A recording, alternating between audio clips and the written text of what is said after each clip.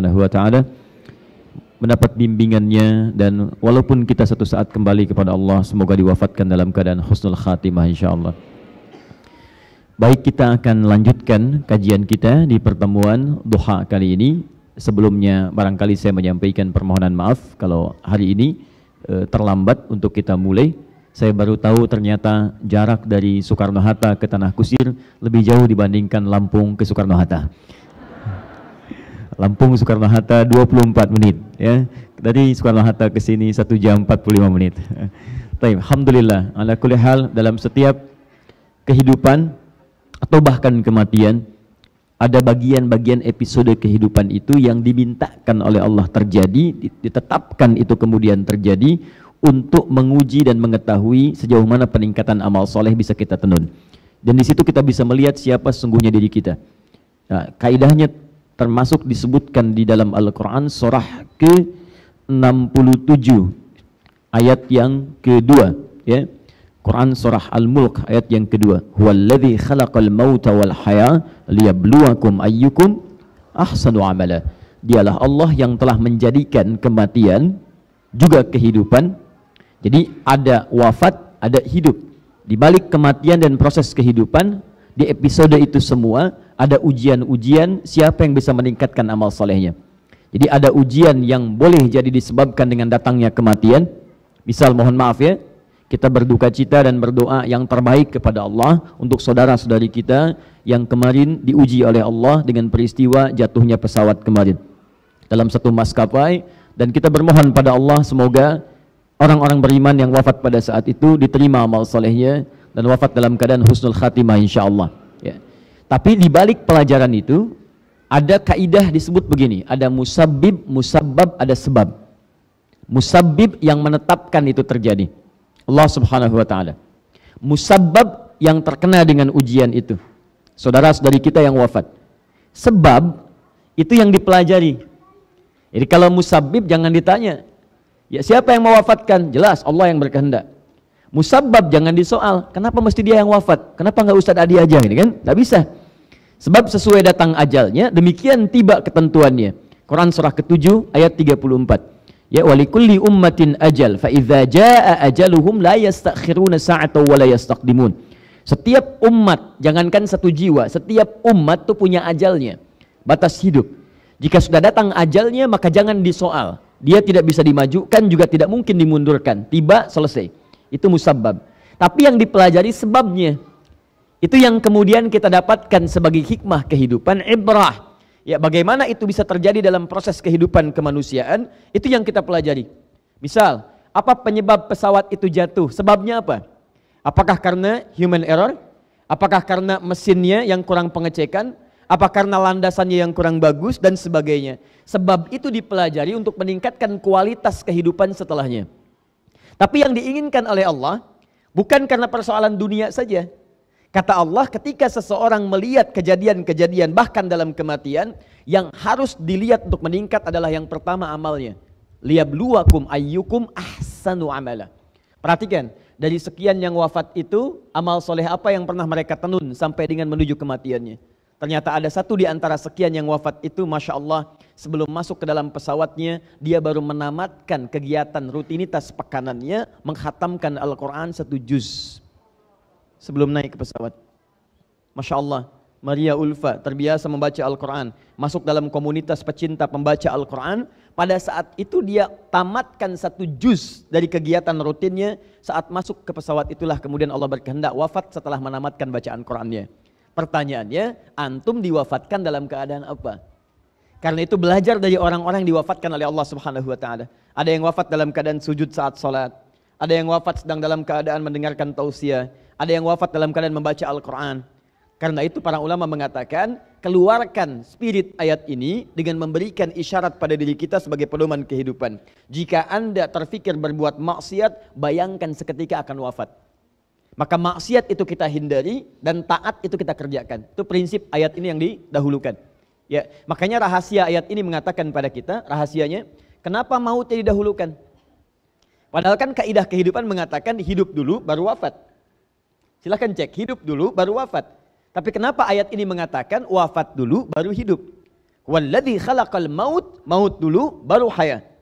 Nah, ini membacanya perlu menggunakan pendukung aspek ilmunya, disebut dengan ilmunya ilmu balaghah. Ilmu balaghah dibagi kepada 3 bagian. Satu disebut dengan ma'ani, kedua disebut dengan bayan, ketiga disebut dengan badiah. Ma'ani, ilmu tentang cara memilih kalimat-kalimat sehingga sesuai dengan objek saat itu dipilih dan diungkapkan. Kadang berbicara kepada anak kecil lain dengan pada pemuda. Bicara pada pemuda lain dengan orang dewasa. Dalam ilmu balaghah disebut dengan muqtadal hal. Maka perlu dipilih kalimat-kalimat yang sesuai. Bagaimana pilihan katanya? Itu dalam ilmu balaghah disebut dengan ma'ani.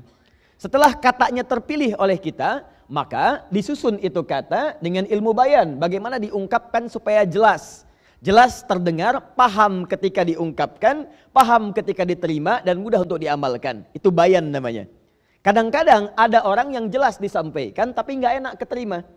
Nyusun saf, ingin diluruskan, safnya kurang rapat, katakan, masih belum rapat aja, udah tua begini belum ngerti. Oh, memang jelas, tapi nggak enak. Ya.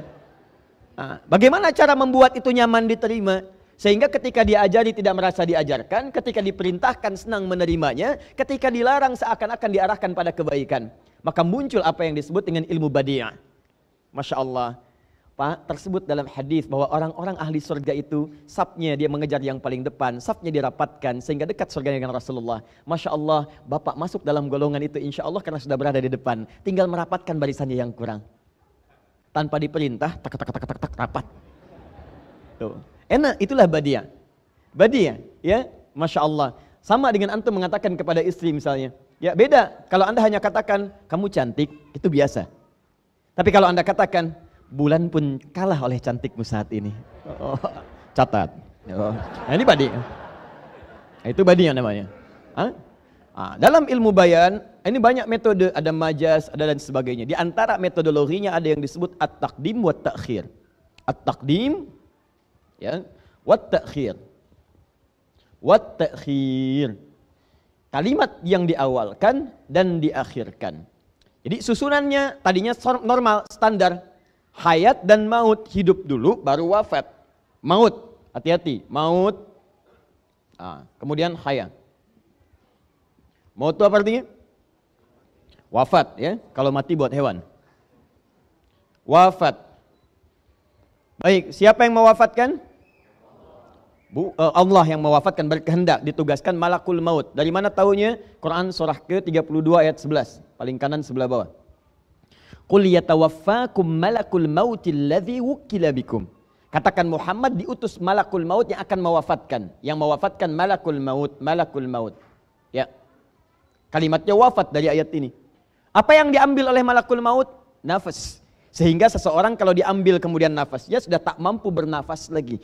Dari mana dalilnya? Quran surah ketiga ayat 185. Kullu nafsin dha'iqatul maut. Diambil dia. Sebelum diambil masih ada nafasnya. Makanya dalam Al-Quran surah ke-39 ayat 30 disebut dengan mayyit. Mayyitun, ada tasydidnya. Mayyit, begini. Ada tasydid. Mayyit. Kalau mayyit belum wafat, calon wafat. Ya, calon meninggal. Tuh, mayyit tuh. Mayyit, ya, mayyit. Calon meninggal, mayyit masih ada tasdidnya. Innaka mayyitun, kamu akan wafat. Setiap manusia pasti akan pulang, pasti akan wafat. Diambil kemudian, diambil tasdidnya, naik. Nafasnya diambil, kullu nafsin dha'iqatul maut, diambil, malakul maut ngambil. Begitu diambil, hilang tasdidnya, jadi mayyitun, mayit. Jadi bulatan atasnya, mayit. Bulat, sukun. Sukun itu tenang, begitu diambil mesti tenang. Ya ayyatuhan nafsul mutmainnah, hei jiwa-jiwa yang tenang, saat diambil tenang kalau beramal saleh. Quran surah 89 ayat 27 sampai 30. Makanya dulu suka ada acara-acara anak-anak kecil tuh, kalau film-film kartun, dulu ada Son Goku, Son Gohan di Kamehameha, lawan Piccolo, begitu di Kamehameha mati kan, tinggal bulatan di atasnya. Nah itu. Itu dikarang oleh Suzuki Watanabe tahun 97. Dia belum tentu hafal tuh. Saya jarang nonton yang begitu, cuman saya suka lihat kenapa anak ini lihat, saya baca, oh pengarangnya Suzuki Watanabe, ditulis tahun 97, tokonya ini. Jadi kalau kita cerita sama anak-anak, kita nyambung. Kemudian kita arahkan pada yang lebih baik. Tahukah kalian yang lebih hebat daripada Son Goku? Siapa? Ali bin Abi Thalib. Kita masukkan kemudian sahabat di situ. Kalau tidak kenal susah.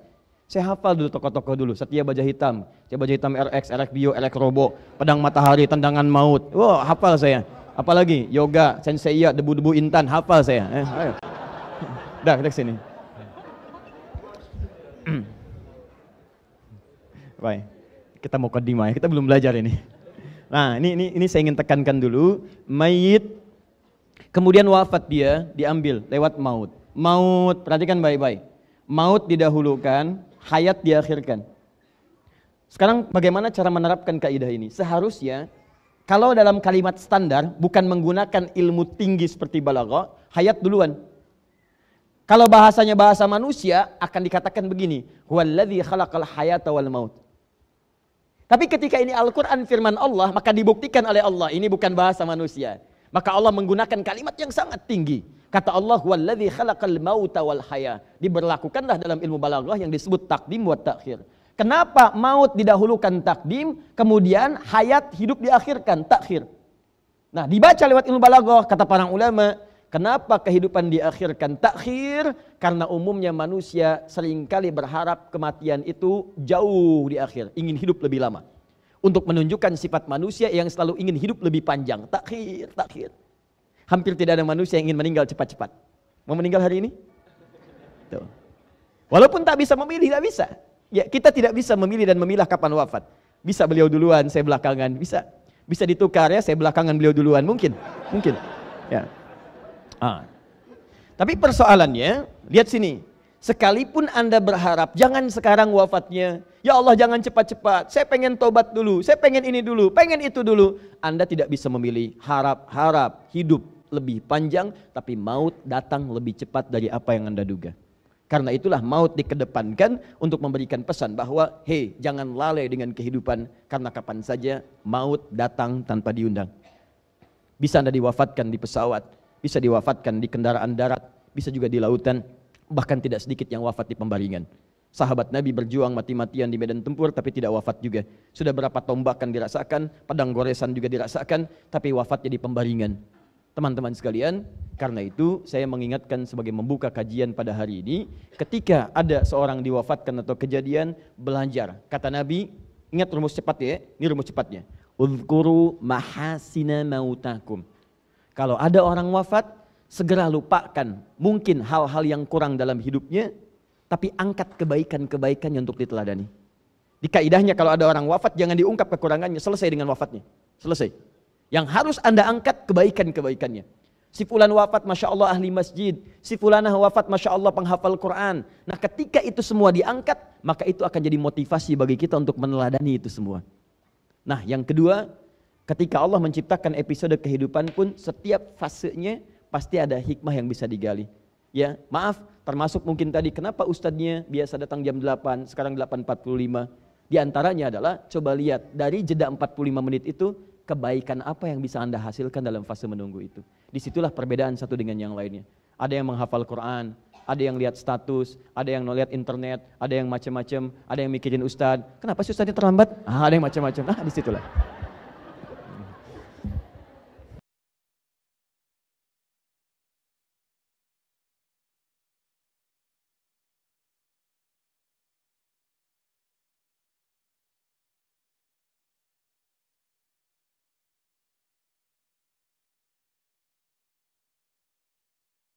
Salat, episode yang selanjutnya kita bahas adalah bacaan Al-Quran pasca salat. Bacaan Al-Quran pasca salat. Kita mulai bahasan kita. Bismillah. Baik, saya percepat. Di pertemuan yang lalu kita sudah bahas bahwa setelah salat tidak seketika berhenti amalan, tapi ada turunan-turunan amal yang saat dikerjakan memiliki keistimewaan. Setidaknya dua keistimewaan. Satu, keistimewaan akhirat, karena dengan amalan ini akan dilipat gandakan pahala-pahala yang menyempurnakan amalan fardunya. Jadi nanti di akhirat saat kita ditimbang amalannya, di banyak hadis sahih disebutkan, kalau amalan seseorang kurang, itu yang dicari amalan-amalan sunnahnya.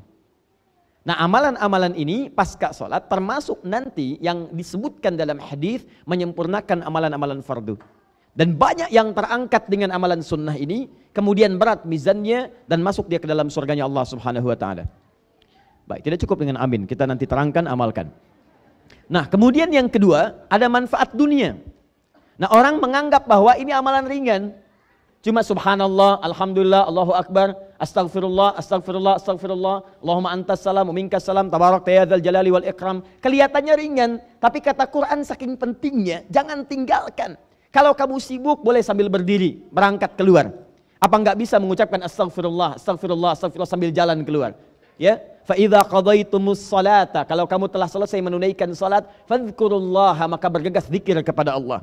Qiyaman, kalau sibuk sambil berdiri. Wa qu'udan, kalau mampu duduk tenang duduk.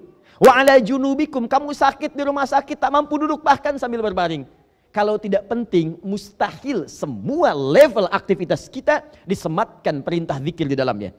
Maka amalan ini disebut zikir. Di antara amalan ini telah kita bahas di pertemuan lalu.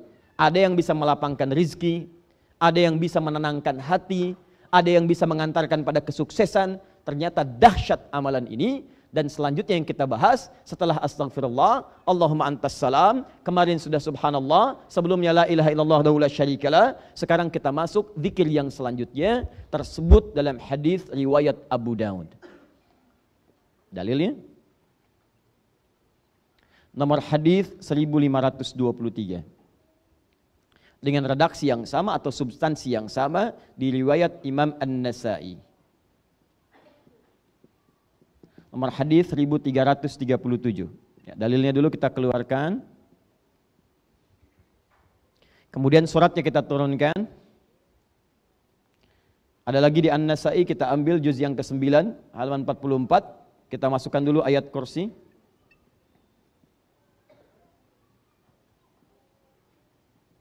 Yaitu Quran surah kedua Al-Baqarah ayat 255. Sebelah kiri di mushaf di pertengahan. Kemudian apa yang disebut dengan mu'awwadzat ats-tsalath. Mu'awwadzat. Nanti saya terangkan. Tidak usah dihafalkan Bu ya istilahnya. Yang penting itu adalah paham cara prakteknya. Tahu ayatnya, kita praktekkan. Ya. Mu'awwadzat ats-tsalath yaitu 3 surat untuk berlindung. Ats-tsalath 3, mu'awwadzat berlindung, 3 surat untuk dibaca sebagai perlindungan. Yaitu Quran surah ke-112 Al-Ikhlas, Quran surah ke-113 Al-Falaq, dan Quran surah ke-114 paling favorit An-Nas. Ya. Tahan. Sebentar. Zikir selanjutnya adalah membaca bacaan-bacaan tertentu dari Al-Quran, surah-surah pilihan yang langsung dicontohkan oleh Nabi SAW, khususnya pasca salat. Surah apa saja? Pertama ada Al-Baqarah ayat 255, dikenal dengan ayat kursi. Yang kedua ada surah Al-Ikhlas, surah ke-112. Kemudian surah Al-Falaq, ya, surah ke-113, juga surah An-Nas, surah ke-114. Ini tersebut dalam hadis riwayat Abu Daud nomor hadis 1523, juga di An-Nasa'i nomor hadis 1337. Kenapa kita membacakan ini? Ini yang mau saya turunkan. Satu, alasannya Quran surah ke-6 Al-An'am ayat 112. Kemudian 2, Quran surah ke-43 Az-Zukhruf ayat 36. Saya kotaki yang ini karena di sini ada kalimat zikirnya terkait ke sini. Kemudian siapa yang disebutkan ini? Kembali ke sini, Quran surah kedua ayat 36. Asalnya ini adalah Quran surah kedua ayat 34. Asal yang ini ada di Quran surah ke-18 ayat ke-50. Kemudian naik ke sini, dia berjanji kepada Allah. Saya jadikan 5 saja, Quran surah ke-4. Kita ambil dari ayat 117-nya sampai dengan ayat 118 atau 119 boleh. Ya. Turunkan ke sini, kita cukupkan sampai di sini dulu. Ini untuk turunan, saya sisakan untuk menulis dulu. Nama-namanya nanti kita bahas, kita sebutkan. Saya tulis dulu untuk sebagai contoh ya. Ada Walhan, Saya sarankan nanti kalau namanya mirip segera diganti. Saya serius. Ada Khanzab atau Khinzib. Kemudian ada Misut. Pakai to bukan pakai ta ya, karena Misut Ozil itu pakai ta. Kemudian Misut, kemudian ada juga Dasim, ya. 1, 2, 3, 4. Kita ambil 4 dulu lah ya, 4 dulu. Boleh tambah kalau mau, A'war, Al-A'war. Ada 9 tapi waktu kita terbatas. Ya. 1 Walhan, 2 Khanzab atau Khinzib, 3 Misut, 4 ada Dasim, 5 A'war. Ini nama setan. Setan. Mesti kenal. Awas hati-hati, kalau kita tidak pernah mengenal sesuatu, kalau itu baik, maka sulit kita mengikutinya. Kalau itu buruk, maka tidak mudah menghindarinya. Orang yang selalu berjalan di jalan yang mulus dan lurus, tiba kemudian dia menghadapi jalan yang berlubang, tidak tahu di mana lubangnya, maka besar kemungkinan dia terpeleset. Orang yang selalu menghafalkan dan mengenal malaikat, tidak pernah mengetahui setan, maka dia bisa mengikuti malaikat, tapi tidak mudah untuk menghindari jebakan setan. Kebanyakan orang belajar malaikat, tapi tidak pernah mengetahui tipu daya setan. Sehingga ketika tertipu oleh setan, dia tidak tahu cara menghindarinya. Tahukah ibu ketika ibu berwudu ada setan yang menggoda? Tahukah anda ketika masuk masjid ada setan masjid? Tahukah anda ketika ke pasar ada setan pasar? Tahukah anda ketika masuk rumah ada setan rumah? Tahukah anda dan tahukah anda banyak sekali perbuatan-perbuatan yang tanpa sadar setan sedang hadir di sekitaran anda. Jelas sampai sini? Belum saya terangkan bagaimana bisa jelas ya. Kita terangkan dulu baru jelas.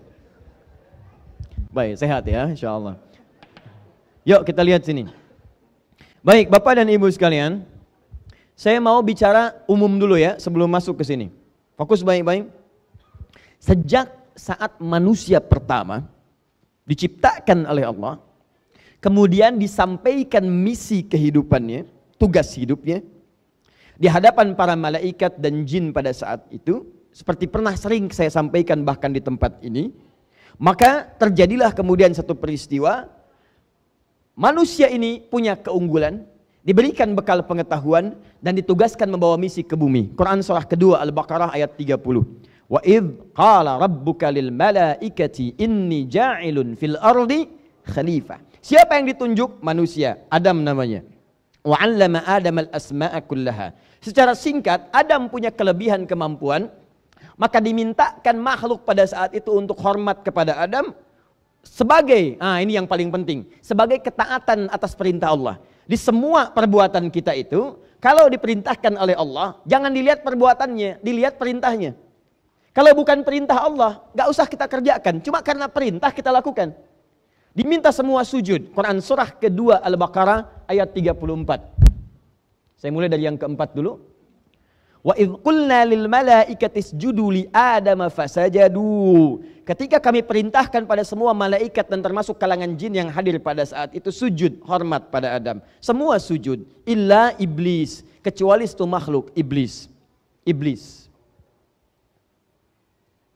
Satu makhluk ini.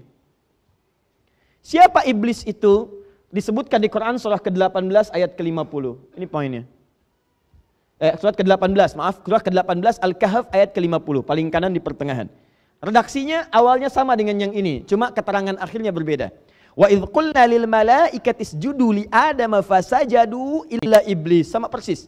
Ketika kami perintahkan pada semua malaikat dan jin untuk sujud hormat pada Adam, semua sujud hormat kecuali iblis. Siapa iblis? Kana minal jinni fa fasaqa an amri rabbi. Dia termasuk kalangan jin yang menyimpang dari ketentuan dan perintah Allah, jin yang fasik. Jin fasik. Fasik lawannya taat. Taat itu artinya taat pada perintah Allah. Artinya sebelum jin ini fasik dia taat. Awas hati-hati. Dia taat. Cuma dia saat itu tidak mau sujud, melanggar ketentuan Allah. Ditanya, diklarifikasi. Mudah bagi Allah untuk mengatakan kamu sombong, aba wastakbar. Tapi kalau kemudian keluar dia langsung dari Allah, kamu sombong. Kamu tidak mau sujud karena sombong. Dia bisa mengatakan saya tidak kok. Maka caranya kata Al-Quran, perhatikan, Allah langsung menyampaikan klarifikasi lewat lisan jin ini supaya terdengar langsung oleh makhluk dan nanti dia tidak akan mengelak dari perbuatannya. Maka turun Quran surah ke-7 Al-A'raf dari ayat 11 sampai dengan 13-nya. Qala ma mana'aka alla tasjuda idh amartuk. Hei, kenapa kamu tidak mau sujud ketika aku perintahkan? Bukan sujudnya yang penting, tapi perintahnya. Ini perintah saya. Anda pun dalam sholat, kalau nggak mau sujud itu terserah. Anda sholat, tidak sholat, Allah nggak butuh dengan sholat Anda. Cuma ini perintah. Ketika Allah perintahkan, kita lakukan. Kata Allah, bukan karena sujudnya. Sujud itu nggak terlalu penting bagi saya. Ini perintah saya. Kenapa kamu nggak taat perintah saya? Apa jawabannya? Ana khairun minhu. Khalaqtani min narin wa khalaqtahu min tin. Saya lebih hebat dibandingkan dia. Kau ciptakan saya dari api, dia dari tanah. Tidak levelnya. Yang dari tanah itu harus disujudi oleh yang dari api. Api lebih hebat dibandingkan dengan tanah. Qala fakhruj, keluar kamu dari sini. Maka muncul, terlapisi dia oleh kesombongan-kesombongan. Sesuatu yang baik ditutup oleh yang jelek disebut dengan balasa. Yang tertutup ya disebut dengan iblis. Kalau yang jelek, aurat terbuka, jelek ditutup dengan yang baik, maka disebut dengan labisa. Tertutupnya disebut dengan libas. Makanya pakaian disebut libas. Karena pakaian menutup aurat yang tidak mau terbuka keluar. Tapi kalau yang baik ditutup oleh yang jelek, taat ditutup oleh fasik, maaf, rendah hati ditutup dengan sifat sombong, kejujuran ditutup oleh dusta, maka berubah kalimatnya di balasa, yang tertutup disebut dengan iblis. Makhluk ini disebut dengan iblis karena tertutup oleh sifat-sifat kesombongan pada saat itu. Yang jadi pertanyaan, ketika tertutup dengan kesombongan itu apa yang dia kerjakan pada saat itu? Karena sombong telah melekat pada dirinya, maka hidayah sulit datang kepadanya. Karena itu Allah haramkan sifat sombong, karena kalau sudah sombong melekat pada diri makhluk, maka sulit mendapatkan hidayah dari Allah Subhanahu wa taala. Orang sombong itu dapat nasihat susah, Pak. Diingatkan sulit. Karena itu Allah menyampaikan dalam hadis qudsi, diharamkan kesombongan. Kesombongan, keagungan itu jubahku. Siapa yang berupaya untuk mendapatkan jubahku, mengenakan jubahku, maka haram bagi yang mencium bau surga. Nah, saya ingin teruskan, karena dia sudah sombong, padahal dia punya peluang untuk bertobat. Tapi karena tertutup dengan kesombongan, dia mengatakan, aku akan buktikan bahwa aku akan lebih hebat dibandingkan dengan Adam. Apa pembuktiannya? Saat Adam dimasukkan ke dalam surga, dia mengajukan permohonan kepada Allah. Ya Allah, beri kesempatan saya untuk menggoda Adam. Maka aku akan buktikan, aku lebih hebat dibandingkan dengan Adam. Maka Adam dimasukkan ke dalam surga, Quran surah kedua ayat 35. Wa qulna ya Adam uskun anta wa zawjukal jannah. Tahan. Wa kula minha raghadan haitsu syi'tuma wa la taqraba hadhihi syajarata fatakuna minadh dhalimin. Adam, tinggal kamu di surga sementara dengan istrimu, pelajari kenikmatan surga, cari bekal di situ supaya kamu turun ke bumi jadi khalifah, kamu bisa menata bumi seperti surga. Dengan segala keindahannya, kenyamanannya, keenakannya. Makan ini tapi tinggalkan ini. Ini ujian. Jangan makan yang ini, jangan dekati pohon ini. Kalau kamu dekati, ini niscaya akan menjadikan kamu menyimpang dari ketentuan Allah Subhanahu wa taala. Zalim. Maka kemudianlah iblis mengajukan kepada Allah permohonan. Aku ingin buktikan aku lebih hebat dibandingkan Adam. Padahal kalau dia taubat bisa diampuni. Cuman karena sombong, hidayah tidak bisa masuk. Maka dia katakan aku akan menggoda Adam untuk membuktikan aku paling hebat dibandingkan dengan Adam. Maka dia ajukan permohonan, dikabulkan pada saat oleh Allah untuk memberikan isyarat pada anak cucu Adam kemudian hari bagaimana cara mengatasi godaan-godaan iblis itu. Mudah bagi Allah mengatakan, tidak, saya tidak perkenankan. Tapi kalau tidak diperkenankan pada saat itu, kita tidak punya pengetahuan, tidak punya pengalaman bagaimana cara menaklukkan iblis saat Adam dan anak cucunya turun ke bumi untuk menjalani misi kehidupan di bumi sebagai khalifah. Karena itulah kemudian iblis mulai menggoda Adam, saat menggoda itulah namanya berubah. Perhatikan baik-baik. Namanya berubah dari iblis jadi setan. Di sini saya perlambat keterangannya. Ya, maaf tadi saya agak cepat sampaikan supaya cepat sampai ke tujuan. Perhatikan baik-baik. Saat belum mulai menggoda Adam, baru terkontaminasi, namanya iblis. Tapi saat mulai menggoda, dia berubah nama jadi setan, asy-syaitan. Quran surah ke-2 Al-Baqarah ayat ke-36. Perhatikan ayatnya. Fokus, saya agak lambatkan. Paling kiri agak sedikit ke bawah. فَأَزَلَّهُمَا الشَّيْطَانُ عَنْهَا فَأَخْرَجَهُمَا مِمَّا كَانَ فِيهِ. Maka setan mulai menggelincirkan Adam. Kalau tergelincir itu jatuh ke atas ke bawah? Pasti ke bawah. Tidak ada orang jatuh ke atas. Pasti ke bawah. Alhamdulillah. Jatuh ke bawah. Surga ada di mana? Di atas di langit. Baik, di bawah langit ada apa? Bumi. Ini bahasa kiasan. Tadi di balaghah namanya majaz. Bahasa yang sangat indah, terpeleset dari langit turun ke bumi.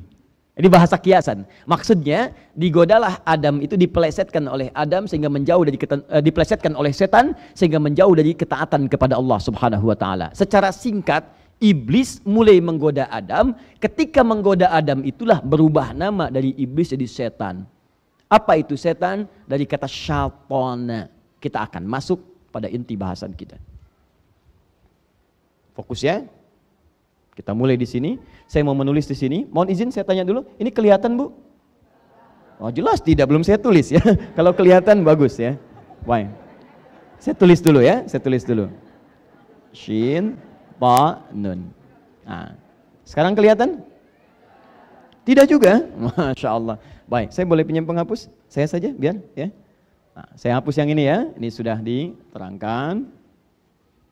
Terutama yang sudah diterangkan. Saya hapus yang ini. Saya tulis agak besar ya supaya kelihatan. Nah, ya. Kalau nggak kelihatan juga dengan cara apa lagi saya mesti menulis? Syaitana. Kelihatan sekarang? Alhamdulillah. Perhatikan. Syaitan asalnya dari kata syaitana. Syaitana berarti yang menjauhkan dari segala nilai kebaikan. Yang menjauhkan, asal artinya ini, dari segala nilai kebaikan, dari segala kebaikan.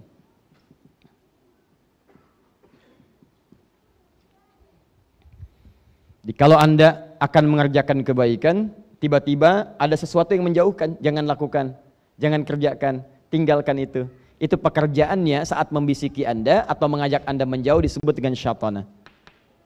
Kalau syaitana ini melekat pada satu benda atau makhluk, hidup ataupun mati, atau dimanfaatkan untuk menjauh dari nilai kebaikan, maka berubah kemudian makhluknya berubah dari syaitana jadi syaitan. Kalau itu melekat pada satu makhluk sifat syaitana, maka makhluk yang berubah nama jadi syaitan. Jadi syaitan artinya makhluk atau sosok atau bahkan sifat yang menjauhkan seorang hamba dari segala nilai-nilai kebaikan. Ini sifatnya. Kalau melekat pada satu makhluk, maka makhluknya disebut apa? Syaitan. Makhluk pertama yang disebut syaitan oleh Allah Subhanahu wa taala yang menjauhkan Adam dari nilai-nilai kebaikan. Harusnya Adam taat. Harusnya yang dilakukan oleh Adam, ini makan yang ini, makan yang itu. Nikmati ini, jauhi pohon ini, jauhi. Kata syaitan, dekati, dekati, dekati. Mendekati tidak baik, menjauhi itu baik. Dijauhkan dari kebaikan, didekatkan kepada larangan. Berlakulah kemudian hal yang tidak disukai oleh Allah Subhanahu wa taala. Mengerjakan yang tidak baik. Ketika mengerjakan yang tidak baik itu terpeleset Adam, bahasa Al-Qur'annya yang mempelesetkan setan. Kenapa disebut setan? Karena dia menjauhkan dari nilai-nilai kebaikan yang ditetapkan oleh Allah Subhanahu wa taala. Paham sampai sini? Saya ingin kita paham dulu teman-teman sekalian, Bapak dan Ibu. Jadi kesimpulannya, setiap ada yang menjauhkan dari kebaikan, maka namanya apa? Ingat baik-baik, ingat namanya apa? Ulangi namanya apa?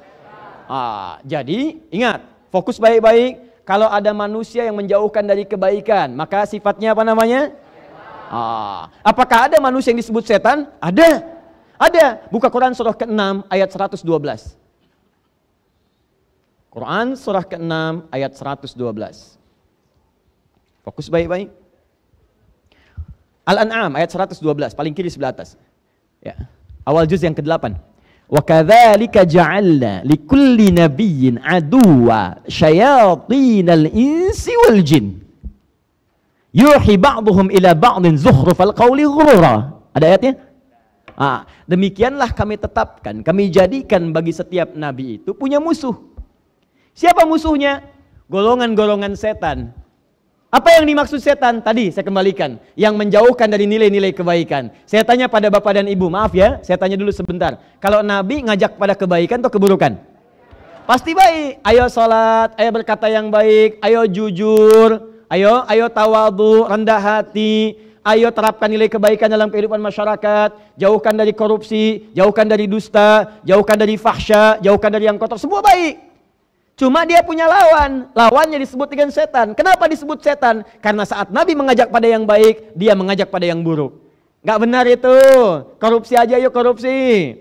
Gak benar itu. Bohong aja yuk bohong. Gak benar itu. Jorok aja yuk jorok. Ketika para Nabi mengajak pada kebaikan, maka lawannya mengajak kepada keburukan. Lawannya mengajak pada keburukan punya sifat yang melekat dengan nama yang sama, setan. Yang paling bahaya ketika disebutkan setannya disebut syayatinal insi wal jin. Setan dari kalangan manusia.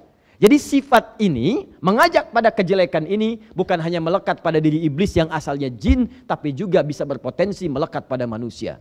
Jadi ada manusia wujudnya manusia tapi membawa misi-misi setan, yaitu menjauhkan ketaatan dari Allah Subhanahu wa taala. Hati-hati. Dan ini yang paling susah. Setan manusia lebih susah menghadapinya dibandingkan dengan setan jin dari kalangan iblis. Paham sampai sini? Pengantarnya paham? Saya cek ibu kalau paham. Saya cek dulu ya. Ibu kalau malam-malam mau tahajud, begitu ibu mau sholat, papa mengatakan, "Mama, gak usah tahajud dulu. Sini temani papa nonton bola." Masya Allah. Jadi papa saat itu sedang menjadi? Bukan saya Pak yang bilang ya. Bukan saya, istri bapak sendiri. Bukan. Papa saat itu sedang menjadi terbisiki oleh jin sehingga seakan-akan mengarahkan fungsi setan. Saya tidak pernah mengatakan papa sedang menjadi setan. Hati-hati ya, hati-hati. Jangan salah menyimpulkan sekarang banyak pernyataan-pernyataan yang kalau dikaji dari ilmu mantik premisnya salah sehingga kesimpulannya tidak tepat. Awas, atau ada yang premisnya benar cuman kesimpulannya salah. Premis itu pengantarnya 1, 2 benar, kesimpulan salah. Contoh paling gampang begini. Ya. Antum nama siapa? Agung. Lihat sini. Agung suka pisang. Monyet suka pisang. Ya, saya ulang. Agung suka pisang. Monyet suka pisang. Maka Agung sama dengan, tuh kan salah kan kesimpulannya. Salah. Salah kesimpulannya. Maka Agung sama-sama suka pisang. Gitu. Kalau antum katakan Agung sama dengan monyet, antum yang salah. Nah, itu banyak, itu kalimat seperti sederhana, tapi sekarang jadi permainan. Pilih mana, muslim yang koruptor atau non muslim yang jujur. Tuh, kelihatannya benar, tapi dahsyat pengaruhnya. Itu premisnya salah. Dalam ilmu mantik keliru. Pilih mana, muslim yang koruptor atau non muslim yang jujur. Anda kalau ingin membandingkan dua-duanya mesti apple to apple, bandingkan apel dengan apel. Kalau ingin bandingkan non muslim yang jujur, bandingkan pula dengan muslim yang jujur. Yang tidak jujur bandingkan dengan yang tidak jujur lagi sehingga seimbang perbandingannya. Apa tidak ada 200 juta lebih di Indonesia muslim yang jujur? Tuh, kalimat seperti itu kelihatan sederhana tapi dahsyat itu. Pengaruhnya luar biasa. Nanti ada ayatnya di Quran surah ke-2 Al-Baqarah ayat 204, paling kiri sebelah atas. Hati-hati. Kata Al-Quran, ada orang-orang ketika bicara, kata-katanya begitu menarik, retorikanya begitu cantik, tapi maksudnya itu menjerumuskan Anda pada keburukan. Wa minan nasi may yu'jibuka qawluhu fil hayatid dunya wa yushhidullaha ala ma fi qalbihi wa huwa aladul khisam. Ada di antara orang-orang kata-katanya begitu bagus, kadang-kadang membawa nama Allah, ya. Masya Allah, semua agama sama, menuju pada Tuhan yang sama, cuman caranya beda-beda. Ayatnya diambil, ini Al-Baqarah ayat 62, dipotong ayatnya. Seakan-akan semuanya benar, padahal dia musuh yang paling nyata. Agung? Baik. Kita belum mulai. Sekarang perhatikan baik-baik. Lihat sini, lihat. Tadi setan dari kalangan siapa satu? Jin. Awas, hati-hati ya, jin. Lihat cara kerjanya. Saya terangkan ini dulu, nanti baru ke sini sehingga Anda paham. Nanti di ujung baru Anda mengerti apa yang saya maksudkan. Ya. Satu jin. Kedua apa tadi? Manusia. Ins ya, al-ins. Fokus. Apa artinya jin? Awas. Ini selalu satu paket di Al-Quran, selalu satu paket. Seringkali jadikan sepaket. Setiap ada jin, ada ins. 18 kali pasangan ini disebutkan dalam Al-Quran. Ya ma'syaral jinni wal wa ma khalaqtul jinna wal. Dan kalau ini dijamakkan, ini ikut jamak. Ini jamaknya jinnah, jinnatun. Ini jamaknya nas, nasun. Disebutkan 241 kali. Begitu jinnah disebut, nasnya ikut. Minal jinnati. Perhatikan baik-baik. Ini jin, ini ins. Dalam bahasa Arab, satu kalimat yang dimulai dengan huruf jim dan nun, itu menunjukkan sosok yang tidak nampak, tersembunyi. Tidak nampak, tersembunyi. Contoh, setiap ada jim dengan nun di awalnya, itu menunjukkan yang tidak tampak. Surga apa bahasa Arabnya? Jannah. Kenapa disebut jannah? Karena saat ini belum nampak dalam pandangan kita. Ibu di dalam rahimnya ada janin kalau mengandung. Kenapa disebut janin? Karena tidak nampak dalam kasat mata kita. Apa pernah ada seorang perempuan mengandung kelihatan dari luar? Itu lihat janinnya gerak-gerak. Tidak. Tidak nampak. Jin kenapa disebut dengan jin? Karena saat diciptakan fitrahnya tak nampak dalam pandangan kita. Jadi fitrah jin itu saat diciptakan tersembunyi. Tidak ada jin yang senang nampak.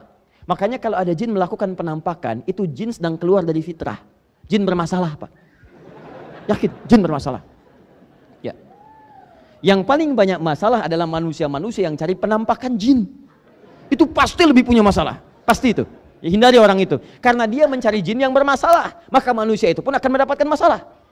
Awas, hati-hati, karena fitrah jin tersembunyi. Saya turunkan pada Anda, itu punya 3 arti. 1, tidak nampak. 2, kasar. Tidak ada jin yang sopan.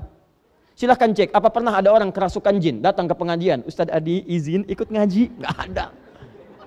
Orang kalau kerasukan jin, kalau bukan kata-katanya meracau, tindakannya mengacau. Keluar kata-kata yang tidak bagus, tindakan yang tidak baik, itu jin.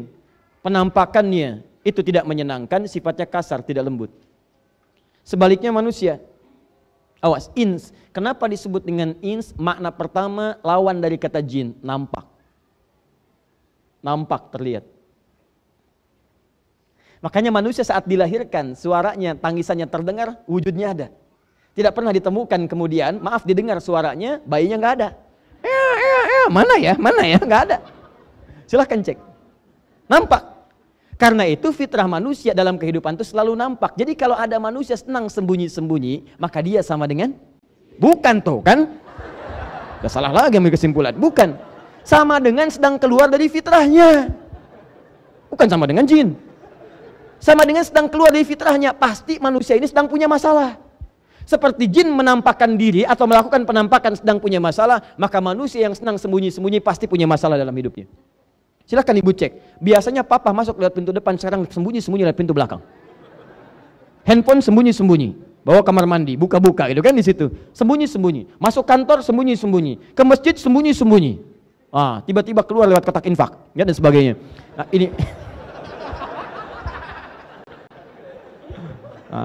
ini menunjukkan pasti manusia itu punya masalah. Pasti punya masalah, karena setiap kebaikan itu orang senang mengerjakan. Ketika seseorang bersembunyi dari kebaikan, ada sesuatu yang salah dalam dirinya. Kaidah umumnya demikian. Yang kedua, manusia itu lembut. Asalnya nggak ada yang kasar. Lembut, baik. Karena itu ketika dia melakukan kesalahan, hati kecilnya akan menolak. Karena sifat kelembutannya. Tidak percaya, silahkan, saya sering contohkan kalimat ini. Keluar dari sini, pakai sendal orang. Begitu dipakai oleh Anda, hati kecil Anda akan berkata, itu tidak benar. Jangan lakukan, itu bukan punya kamu. Pasti menolak. Ketika Anda berkata kasar, nggak percaya silahkan ya, pulang dari sini punya masalah, Anda berkata kasar pada istri, setelah berkata hati Anda akan mengatakan, kenapa kamu berkata yang kasar?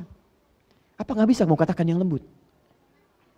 Kalau bisa kamu katakan sayang, katakan cinta, kenapa kamu katakan putus? Catat. Bapaknya nyatet di belakang. Bisa, keluar. Gak enak, rasanya gak enak. Nah teman-teman sekalian, fokus ini. Ini jin, ini ins. Kenapa saya terangkan dulu seperti itu? Supaya Anda tahu, ketika dua makhluk ini berpeluang menjadi setan, menjauhkan hamba Allah dari ketaatan kepada Allah, maka Anda perlu ketahui, sifatnya ada 2. Mungkin itu jin, tadi disebutkan, artinya tak nampak dalam pandangan. Di cara kerja setan itu, yang pertama kali dia lakukan adalah memberikan godaan langsung dari sisi yang tidak Anda ketahui. Cuman terdengar was-wasnya. Perhatikan, was-was itu bisikan-bisikan yang tak nampak langsung. Pada awalnya tak nampak langsung. Fokus ini. Ketika pertama kali setan disebut dengan jin, itu artinya cara kerja setan yang pertama memberikan bisikan-bisikan kepada jiwa kita dari sisi yang tidak kita lihat. Seakan-akan sudah ada bisikannya dalam dirinya. Kalau Anda merasakan bisikan seperti itu, maka yang sedang bekerja namanya setan dari kalangan jin. Ini satu. Paham? Pernah mendengar bisikan ini? Azan berkumandang, Allahu Akbar, Allahu Akbar. Sudah selesai, la ilaha illallah, selesai. tiba-tiba ada bisikan, sholat nomor 2, nomor 1 terusin dulu aja makannya. Pernah dengar? Sinetronnya mau berakhir, padahal orangnya tak nampak dalam pandangan kita, sosoknya gak kelihatan. Itu artinya ada jin yang sedang berperan, membisikkan-bisikan pada diri kita. Itu setan, dari kalangan iblis. Baik, tahan sebentar. Pernah merasakan seperti ini? Begitu sudah selesai wudhu, tiba-tiba setelah selesai mau sholat, dalam diri kita tiba-tiba ada perasaan, kamu sebetulnya udah wudhu belum? Kayaknya batal nih tadi. Kayaknya batal kamu. Pernah punya perasaan begitu? Nah, pertanyaan saya, kelihatan gak yang membisikkan itu? Enggak, itu jin. Setan dari kalangan jin. Baik, pernah punya perasaan begini setelah ibu pulang dari mall, sampai ke rumah, ngobrol malam dengan suami, tahu nggak tadi ada tas bagus banget saat di mall? Pernah begitu? Nanti suami ibu mengatakan, mah tas itu kan fungsinya cuma untuk menampung barang-barang yang ringan, ada uang, ada kartu, ada macam-macam, ada mushaf, sederhana nggak apa-apa mah, yang penting bisa mengantarkan mama ke surga. Kata mama, iya pak ya, betul, tapi yang tadi juga bagus kok pak, bisa mengantarkan ke surga. Anda pulang dari pasar, ada barang yang diingat. Anda pulang dari mall, ada barang yang ingin dibeli. Tidak terbeli, masuk dalam pikiran. Pernah begitu? Baik, itu setan, ada setannya, kalangan jin. Fokus, awas hati-hati. Pernah menemukan DKM berselisih di masjid? Pernah, itu ada setan. Setan dari kalangan jin. Awas hati-hati. Pernah antum di kantor ada dorongan-dorongan untuk berbuat yang tidak pantas? Baik, kalau antum sudah naik levelnya, ada sekretarisnya, Masya Allah, satu ruangan dengan sekretaris laki-laki perempuan? Perempuan. Lihat ibu di rumah cuma 3 jam, sekretaris 8 jam, boleh masuk. Hati-hati, dorongan-dorongan tidak baik, di jalan, lewat, tampilan, gambar macam-macam, tiba-tiba muncul syahwat. Pernah ada perasaan seperti itu? Tuh, lihat. Antum kalau lihat iklan shampoo, yang dilihat shampoo-nya apa orangnya? Tuh. Ada setannya. Tapi tak nampak. Jadi seakan-akan dorongannya dalam jiwa. Ada dorongan sesuatu muncul dalam diri kita tuh. Siapa itu? Yang mendorong itu pada keburukan, jelas namanya setan. Kalau tak nampak berarti jin. Jadi cara kerja setan yang pertama, dia membisikkan langsung pada jiwa kita tanpa perantara. Dan itu disebutkan janjinya dalam Al-Quran surah keempat An-Nisa ayat ke-117 sampai dengan 118. Kalau dibaca dari ayat 116 ya akan nyambung sampai ke bawah. La'anahullah. Setan dilaknat oleh Allah. Setelah dia mengajukan proposal kepada Allah untuk menggoda Adam, diusir dari surga, dia mengatakan, izinkan saya turun ke bumi, sama-sama menggoda. Saya ingin buktikan saya lebih hebat daripada Adam dan keturunannya. Keturunan saya, kata iblis, akan lebih hebat dibandingkan Adam dan keturunannya. Maka dia ingin buktikan dengan menggoda anak cucu Adam. Maka turun mereka semua ke bumi. Quran surah kedua ayat 38. Qul nahbitu minha jami'a. Turun kalian semua ke bumi. Tapi ada janji Allah yang diberikan kemudian kepada anak cucu Adam sebagai benteng dari setan. Nanti kita akan lihat. Nah, saat diturunkan itulah setan dilaknat, dia berjanji kepada Allah. Lihat kalimatnya. La'anahullah. Wa qala la'attakhidanna min ibadika nasiban mafruḍa. Dia dilaknat oleh Allah, kemudian dia berjanji bersumpah di hadapan Allah. Lihat kalimatnya. Saya bersumpah ya Allah, saya akan manfaatkan bagian dari tubuh manusia untuk saya goda secara langsung. Digoda secara langsung tanpa perantara.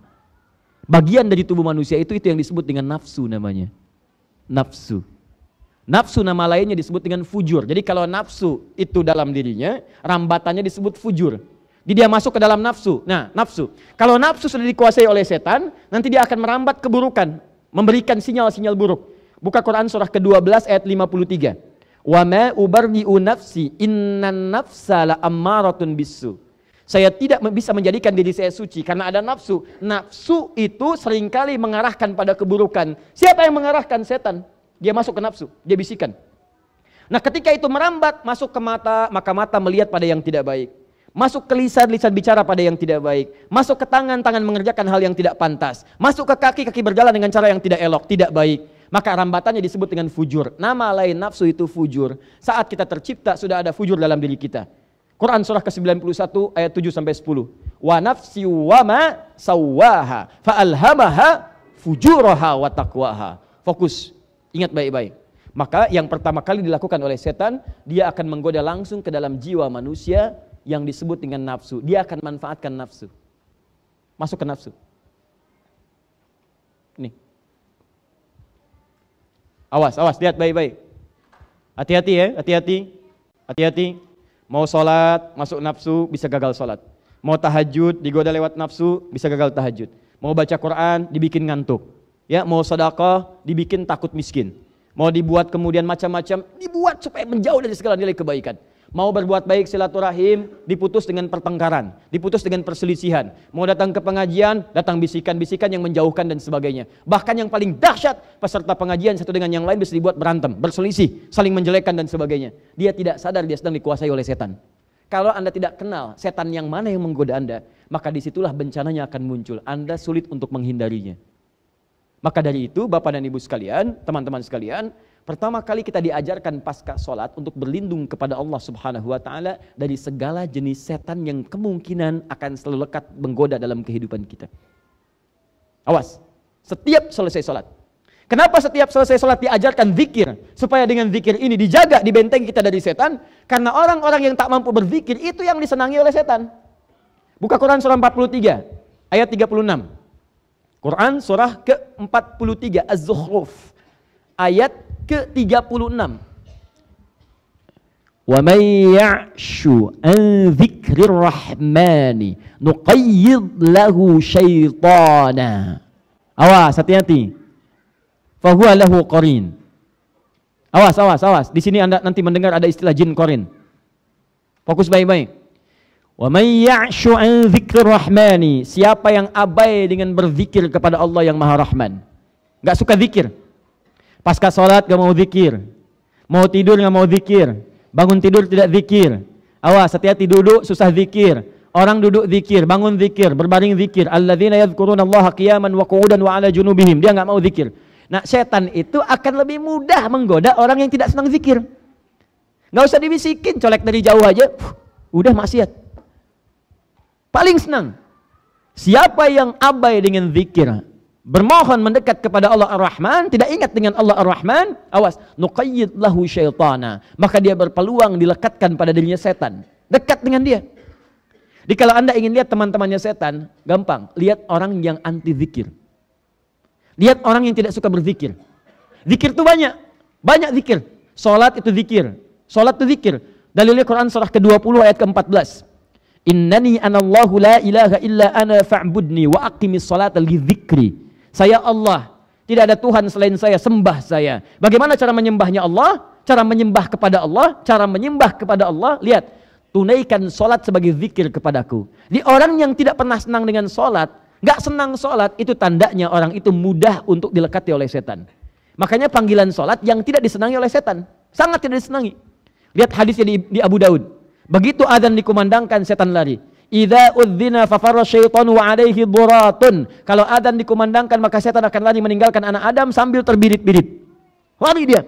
Makanya jangan heran Anda jalan dengan teman Anda non muslim, adzan berkumandang, yang non muslim bisa berkata, "Mas, apa enggak sholat dulu, kan sudah adzan?" Setannya lari, sedang tidak ada. Wa idza thuwiba fa'ada, ketika adzan selesai setan balik lagi menggoda. Yang muslim bisa jawab, "Tenang aja, baru adzan, belum qomat." Balik. Datang.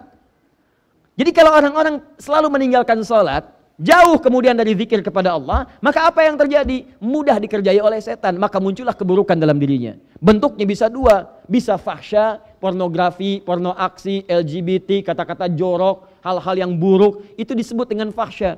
Bisa mungkar, hoax itu mungkar, dusta itu mungkar, berselisih itu mungkar, merampok mungkar, membunuh apalagi mungkar. Makanya ketika Anda sholat, apa faedahnya? Menekan setan dan menjauhkan perbuatan fahsya dan mungkar. Turun Quran surah ke-29 ayat ke-45. Innas sholata tanha anil fahsya'i wal munkar. Tuh, lihat, cek. Maaf Bapak Ibu, bacaan Al-Quran termasuk zikir. Apa dalilnya? Quran surah ke-15 ayat 9. Paling kanan pertengahan. Inna nahnu nazzalna dzikra wa inna lahu lahafizun. Kata Allah, kami yang telah turunkan Al-Quran sebagai zikir. Zikir. Dan kami yang menjaga Al-Quran itu. Bahkan kalau Anda bukan sekedar baca menggunakan mushaf, Anda menghafalkannya. Hafalkan yang pendek-pendek dulu, hafalkan yang mudah-mudah dulu. Begitu Anda hafalkan, Anda ulang-ulang. Itu saat mengulang bacaan Quran, Anda sedang berzikir. Karena penghafal Quran disebut sedang berzikir. Quran surah ke-54, ayat 17, ayat 22, ayat 32, ayat ke-40. Walaqad yassarnal Qur'ana lidzikri fahal mim muddakir. Kami mudahkan Al-Quran untuk diingat, dihafalkan. Ketika Anda menghafal Quran sedang disebut sebagai zikir. Zikir, zikir, zikir. Nah, jadi kalau Anda sering baca Quran, Apalagi sering menghafal Quran, membacakan ayat-ayat pendek yang dihafal, surah-surah pendek, begitu lekat dengan Quran.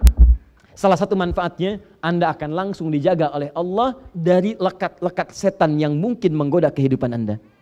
Singkatnya, kalau ingin dibentengi oleh Allah langsung dari setan, di antara caranya, maka rajinlah berzikir. Di antara zikirnya, cari ayat-ayat Quran, surah-surah Quran, yang saat dibacakan, memohon perlindungan langsung kepada Allah supaya dijauhkan dari godaan setan ini. Karena sepanjang hidup, maaf ya, selama kita hidup mustahil kita bisa menghindar dari godaan setan. Tapi kita bisa membentengi diri kita dari setan supaya dia lemah untuk menggoda diri kita. Paham sampai sini? Nah, sekarang pertanyaannya, Ustadz, kalau Ustadz katakan ada surah-surah dalam Al-Quran yang saat kita baca akan dilindungi oleh Allah kita dari godaan-godaan setan, surat apa saja itu? Bagaimana cara mengamalkannya? Maka disebutkanlah di contohnya Abu Daud, nomor hadis 1523, juga An-Nasai, nomor hadis 1337. Apa bacaannya? Ada dua jenis bacaan. Satu, di Al-Baqarah ayat yang 255, dikenal dengan ayat kursi. Dibiasakan baca itu pasca sholat, setelah zikir yang 3 kemarin. Anda baca Allahu la ilaha illa huwal hayyul la ta'khudhuhu sinatun, dan seterusnya sampai dengan ke ujungnya. Ayat yang disebut ayat kursi, permohonan berlindung kepada Allah Subhanahu wa taala.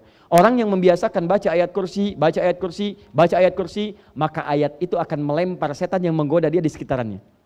Bukan tidak menggoda, sebelum menggoda Allah jauhkan. Sehingga seakan-akan Anda tidak tergoda. Mau sholat, orang lain sudah adzan, masih nunggu qomat. Anda sebelum adzan sudah siap-siap. Karena setan gak punya kemampuan menggoda Anda. Ya ini kelihatan seperti biasa, tapi kalau Anda biasakan Allahu la ilaha illa huwal hayyul qayyum la ta'khudhuhu sinatun wa la naum lahu ma fis samawati wa ma fil ardh, sampai dengan ujungnya, maka kebiasaan itu akan bersemayam dalam diri Anda, menjadikan Anda terlindungi. Begitu setan akan menggoda, maka dijauhkan oleh Allah Subhanahu wa taala. Silahkan cek hasilnya. Kalau nggak percaya silahkan cek hasilnya. Ayat itu akan melempar setan seketika. Lempar. Ya, kalau dia nggak mau menjauh, lempar sekalian dengan kursinya, bukan dengan ayatnya saja.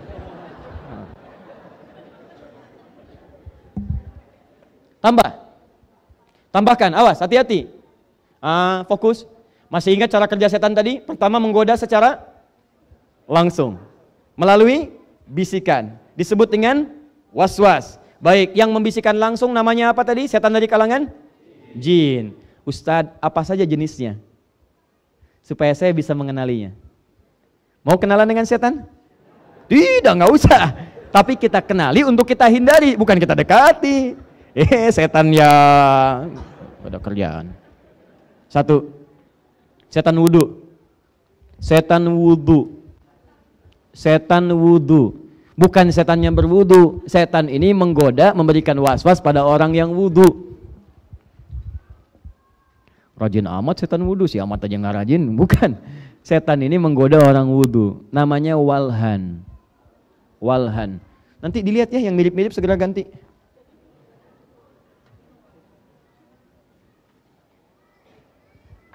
Saya tulis lagi, walhan. Walhan. Setan mah gak usah bagus-bagus nulisnya. Udah. Walhan dikenal dengan setan wudhu, yaitu setan yang membisikkan pada orang-orang, memberikan was-was dan keraguan apakah berwudhu atau tidak. Apakah dalam keadaan berwudhu atau tidak. Begitu sudah selesai wudhu, nah tidak nampak tanda. Maksudnya tanda itu bisa tercium baunya, apa terdengar bunyinya gitu kan. Kalau sudah tercium, udah nggak usah banyak alasan. Kayaknya batal nggak ya? Batal nggak ya? Baunya udah kemana-mana, itu batal namanya. Ya. Kalau ini nggak begitu caranya. Iya siapa ya? Kamu. Sini. Lihat sini. Kalau yang ini bukan, yang ini itu sudah berwudu, serasa sempurna, bagus. Tapi tiba-tiba merasakan bimbang, ini saya wudu nggak ya? Kayaknya batal deh. Kayaknya wudu deh, kayaknya batal deh. Nah, kalau Anda dalam posisi yang demikian, maka cara cepat kemudian untuk bisa menutup itu semua, ambil kaidah al-yaqinu la yuzalu bisyakkin. Ambil yang paling yakin itu yang dipraktekkan. Begitu Anda yakin dengan itu, sudah abaikan dengan ini. Kalau Anda tangkap terus, dia akan terus hingga pada diri Anda. Dibuat Anda sampai kapanpun ragu dengan sholat yang telah Anda kerjakan. Paham?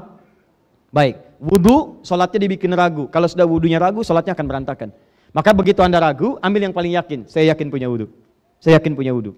Atau saya yakin wudhu saya batal, segera wudhu lagi. Begitu sudah yakin, kerjakan amalannya, maka amalan Anda akan dituliskan sesuai dengan keyakinan Anda di situ. Paham? Baik, ini walhan. Kedua, khinzib atau khamzab. Khinzib atau khanzab. Setan yang menggoda orang sholat. Menggoda orang sholat. Itu tugas pertama. Tugas keduanya, setan ini memecah belah pengurus masjid.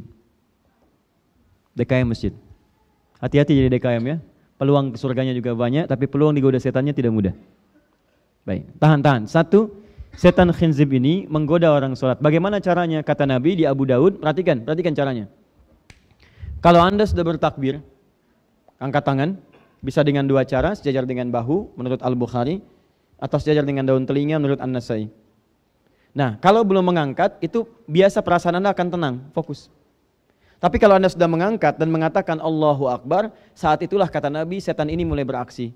Fayaqulu, dia akan membisikkan pada benak Anda, udhkur kadza, ingat ini, ingat itu. Maka mulailah Anda mengingat bahkan apa yang tidak ingin Anda ingat. Silahkan kalau tidak percaya nanti sholat zuhur, Anda takbir.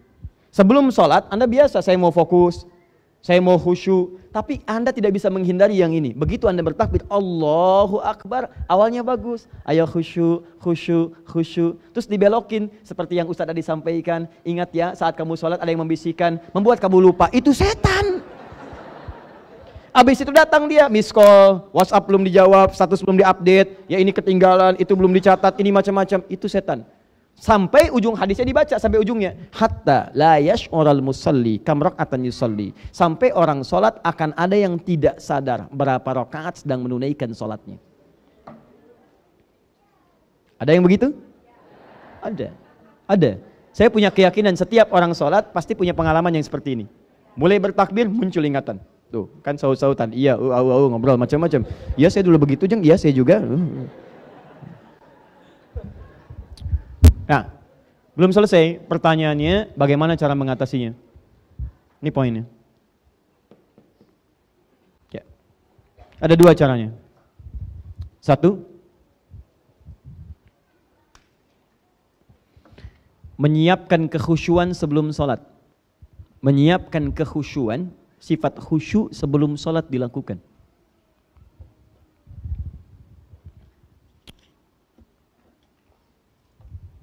Sifat khusyuk itu disiapkan dengan dua cara. Pertama, ada di Al-Baqarah ayat 45 sampai 46. Al-Baqarah 45 sampai 46.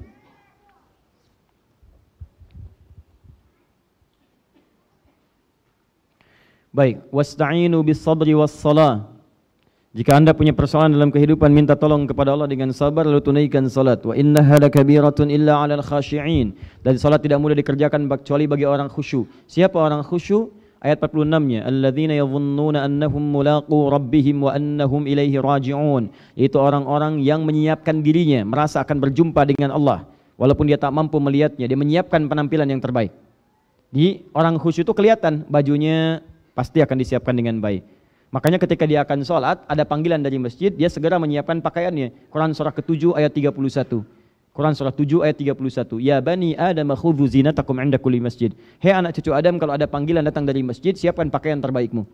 Anda dipanggil ke istana, bertemu presiden, ganti pakaian sampai yang paling bagus. Sampai yang paling bagus. Kenapa ketika Anda dipanggil oleh, mohon maaf ya, pencipta presiden, pemberi segala kebutuhan, ya, penyembuh saat sakit, pengampun segala dosa, penampilan Anda biasa-biasa saja. Cek. Anda bertemu dengan presiden, mandi dulu, rapi-rapi dulu, pakai jas, pakai macam-macam. Anda bertemu dengan Allah, menghadap Allah, kenapa tidak persiapkan diri? Minimal sempurnakan wudhu. Makanya orang khusyuk kelihatan wudhunya sempurna. Turun Quran surah ke-5 ayat ke-6, paling kiri sebelah atas. Ya ayyuhalladzina amanu idza qumtum ilas shalah faghsilu wujuhakum, seterusnya ayat. Hei orang-orang beriman, kalau ingin salatnya sempurna, hei orang-orang beriman, kalau ingin sholatnya sempurna, maka sempurnakan wudhunya. Dia berikan penampilan terbaik, kemudian dia pakai pakaian yang terbaik. Yang paling indah adalah wa annahum ilaihi raji'un. Kenapa dia kenakan semua itu? Ini, kalau pengen khusyuk yang pertama kata Allah, rasakan mungkin itu panggilan terakhir dalam kehidupan. Mungkin sholat itu menjadi sholat terakhir yang mengantarkan kita pada kematian. raji'un, kembali pada Allah Subhanahu wa taala. Bukankah adzan itu panggilan? Siapa yang panggil? Allah lewat muadzin. Allah lewat muadzin. Anda dipanggil oleh Allah, Sandi dipanggil Allah. Apa artinya? Sudah, Anda paham semua. Kita dipanggil Allah 5 kali dalam sehari, peringatan. Mungkin itu jadi panggilan terakhir dalam kehidupan kita. Cari pakaian terbaik. Makanya orang-orang yang berharap berjumpa dengan Allah dalam kebaikan, merasa akan wafat saat mungkin dalam keadaan salatnya, minimal terdorong kehusyuannya. Kalau ada godaan di situ, godaan was-was macam-macam, sulit kemudian memfokuskan diri kita, maka fa imma yanzaghannaka nazghun minasyaitani fasta'iz billahi minasyaitonir rajim. Awas, jika Anda kemudian mendapatkan bisikan-bisikan setan sebelum memulai sholat, bahkan sebelum memulai sholat, maka segera berlindung kepada Allah Subhanahu wa taala dengan bacaan yang singkat, a'udzubillahi minasyaitonir rajim. Boleh berta'awudz. Ya, hal-hal yang simpel tidak perlu dicontohkan lagi. Makanya yang simpel-simpel Nabi nggak contohkan langsung karena sudah terbiasa. Ayatnya jelas, paham semuanya. Anda boleh kalau ada bisikan yang kuat berlindung kepada Allah. A'udzubillahi samil alim minasyaitonir rajim. Paham? Itu cara yang pertama. Cara kedua tersebut di Quran surah ke-29 ayat 45. Antum pertengahannya hafal, cuman awalnya tidak dihafalkan. Yang pertengahannya bunyinya begini. Saya baru baca sepotong, antum pasti bisa teruskan. Innas salata tanha. Tuh. Anil fahsya'i wal munkar. Sekarang sebutkan awalnya. Nah, itu masalahnya. Lihat sini. Awal ayatnya berbunyi, utsnu ma uhiya ilaika minal kitab wa aqimis shalah. Innas salata tanha 'anil fahsya'i wal munkar. Cara menerjemahkannya, baca dengan ilmu lughahnya, ilmu bahasanya. Utsnu ma uhiya ilaika minal kitab. Sebelum Anda tunaikan salat, baca dulu, pahami dulu, pelajari dulu ketentuan-ketentuan salat yang tertuang dalam Alkitab. Al-Qur'an dijelaskan oleh Nabi. Jadi kalau sebelum salat, kalau ingin khusyuk, pahami dulu bacaannya. Pahami dulu gerakannya, karena utslu itu artinya bukan sekedar baca. Di mushaf diterjemahkan bacalah. Kalau cuma bacalah, ikra juga bacalah. Ikra bacalah, utslu bacalah. Apa bedanya ikra dengan utslu? Kalau ikra dari qiraah, sekedar baca tanpa menuntut pemahaman, orangnya disebut dengan qori. Karena itu pembaca Quran sering disebut qori. Qori belum tentu yang baca itu paham isinya. Tapi kalau tilawah, utslu dari tilawah punya 3 arti. Baca, pahami, amalkan, itulah tilawah. Baca, pahami, amalkan. Karena itu orang tua kita dari dulu mendorong kita untuk paham Quran. Setiap ada acara kegiatan bahkan formal, yang baca Quran disebut qori. Di sampingnya pasti ada yang menerjemahkan. Penerjemah ini mendorong kita untuk paham isi yang dibaca. Siapa yang menerjemahkan tadi? Tuh, Sari Tilawah. Orang kita tuh. Ya mungkin pertama kali yang menerjemahkan namanya Bu Sari. Makanya disebut Sari Tilawah. Kalau Adi mungkin Adi Tilawah. Kalau Edi Tilawah. Sebetulnya nggak pakai Sari Bu ya. Tilawah saja. Sebetulnya Tilawah. Cuman pertama kali yang menerjemahkan namanya Bu Sari. Karena itu disebut Sari Tilawah. Baik. Kalau Angga namanya Angga. Kalau Joko namanya Joko. Baik, nah itulah dia. Kalau Adi Tilawah. Orang kita tuh luar biasa. Pokoknya yang orang Arab gak tahu, orang kita tahu lah. Ya. Orang Arab taunya Rabbana atina fid dunya hasanah fil akhirati. Orang kita doa apa namanya? Tuh, sapu jagat. Main ke Mekah tanya kan, Arif sapu jagat? Oh, sapu jagat. Oh. Orang kita luar biasa. Doa sapu jagat, doa sapu gak ada jagatnya. Doa jagat gak ada sapunya, ada semua. Balik lagi sini. Sampai mana kita? Baik, pahami isinya. Nah, kalau sudah paham, teruskan ayatnya. Wa aqimis shalah, baru tunaikan salat. Di salat yang dipahami bacaannya itu yang mendalamkan kehusuan pada jiwa kita. Seharusnya begini cara salat itu. Begitu Anda bacakan, maaf ya, takbir nih. Allahu Akbar. Begitu lisan mengucapkan Allahu Akbar, karena paham, pikiran menerjemahkan Allah Maha Besar. Di saat pikiran menerjemahkan, pikiran kita tidak liar. Hati meresapi. Allah Maha Besar, saya tetapkan ya Allah Engkau Maha Besar. Ya Allah ampuni saya. Kenapa saya katakan dalam salat Allah Engkau Maha Besar, tapi saya dalam hidup seringkali merasa besar, sombong pada orang lain, merasa yang paling hebat dibanding orang lain, merasa yang paling tangguh dibanding yang lain, merasa yang paling banyak ilmunya, merasa yang paling banyak sikapnya, merasa yang paling dalam kehidupan. Sementara saya katakan dalam salat 5 kali sehari, ya Allah paling minimal saya katakan Allah Engkau yang Maha Besar. Ampuni saya ya Allah. Ampuni saya ya Allah. Allahumma ba'id baini wa baina khataayaya kama ba'adta bainal masyriqi wal maghrib. Ya Allah, kalau itu melahirkan dosa, maka mohon jauhkan saya dari dosa yang saya perbuat seperti Engkau jauhkan timur dengan barat. Itulah yang menyebabkan Abu Bakar As-Siddiq radhiyallahu taala anhu baru mengucapkan Allahu Akbar karena paham maksudnya, diterjemahkan dengan fikiran, diresapi dengan hati, beliau kemudian baru takbir sudah bergetar tangannya. Keluar air matanya.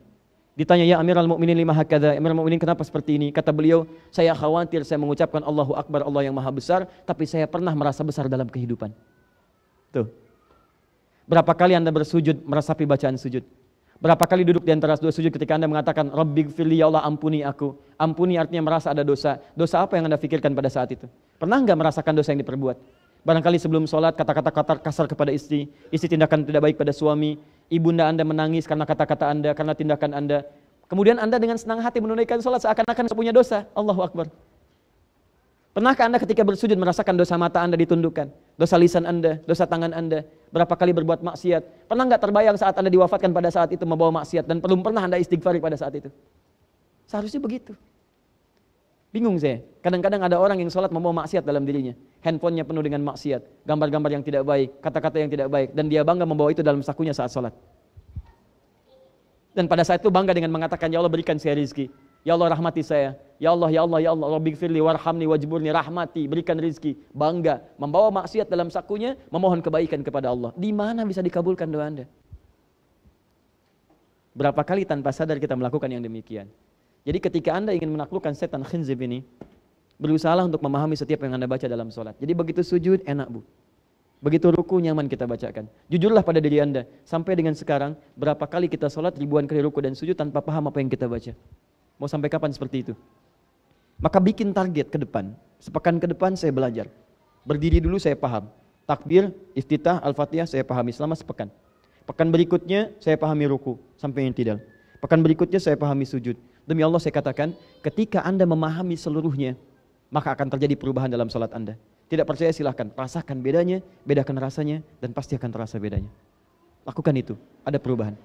Yakin, catat, maksimalkan dalam kehidupan. Paham? Nah, jadi visi hidup kita mesti berubah. Jadi kalau Anda nggak kenal dengan setan yang seperti ini, kita tidak berusaha berubah, dimanfaatin sampai selama hidup kita, sampai berakhir kehidupan.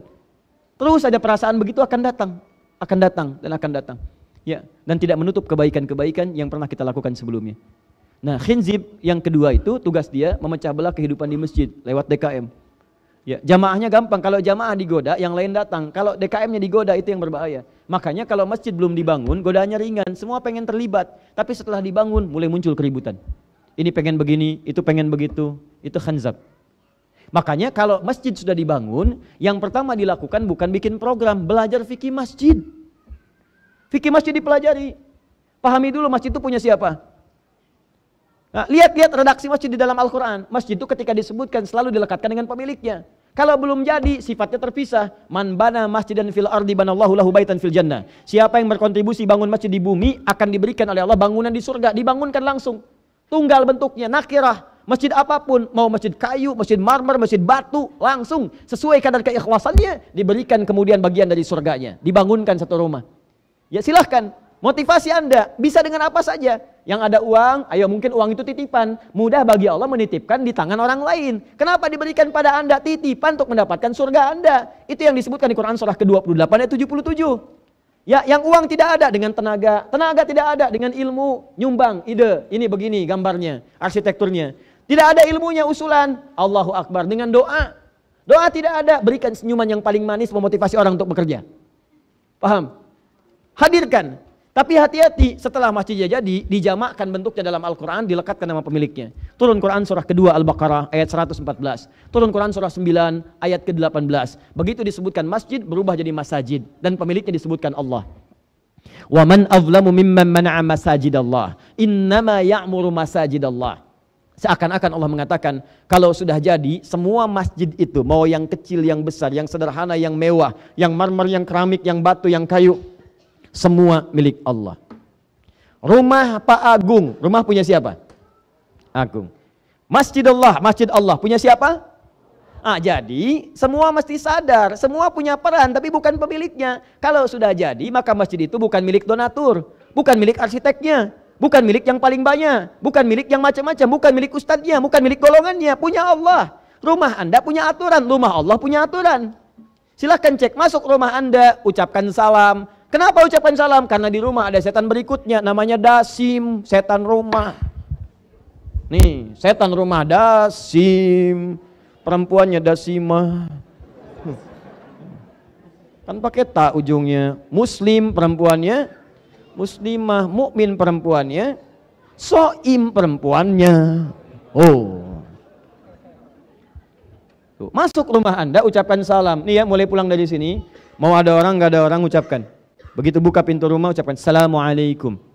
Jangan cuma di rumah Bu ya, di kamar-kamar, di gudang macam-macam yang kosong ucapkan. Masuk kamar ucapkan Assalamualaikum. Nggak apa-apa, jangan pikirkan, kok nggak ada jawaban, emang nggak ada jawab. Ya, udah. Ucapkan ya Assalamualaikum. Ya. Begitu Anda ucapkan Assalamualaikum, di hadisnya disebutkan, faqala syaitanu, berkata setan, bima makna, dia berkata pada kawannya, kita tidak punya tempat menetap di sini. Tidak punya tempat menetap di sini. Tapi kalau Anda tidak bacakan itu, dia berkata pada kawannya, kita punya tempat menetap di sini. Itu yang menyebabkan malam-malam suka gelisah, bangun tidur susah, mau tahajud takut. Awas hati-hati kalau kamu keluar, di luar ada pakaian putih, rambutnya panjang, belakangnya bolong, minta sate 200 tusuk. Ya, misalnya saya. Hati-hati. Paham? Nah itu perasaan begitu, susah, nggak enak, rumah nggak nyaman, itu dasim kerjaannya. Dasim, hati-hati. Bacakan, biasakan. Anak Anda yang kecil ajarkan, ucapkan salam ya, ucapkan. Saya membiasakan dulu begitu. Pada anak saya masih usia 3 tahun dulu, sekarang dia mau 6 tahun. 3 tahun kamar ucapkan Bu ya, di situ ada setan, kita usir, namanya dasim. Kakak bacakan.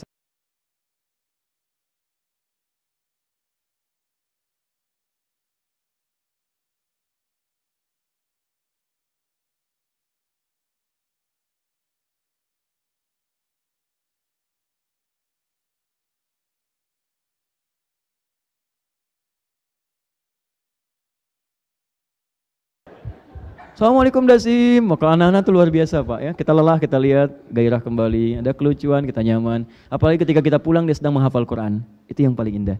Kadang tak terasa air mata mengalir. Cobalah kalau tidak percaya, antum kerja keras, ya bekerja di perusahaan, ibu macam-macam.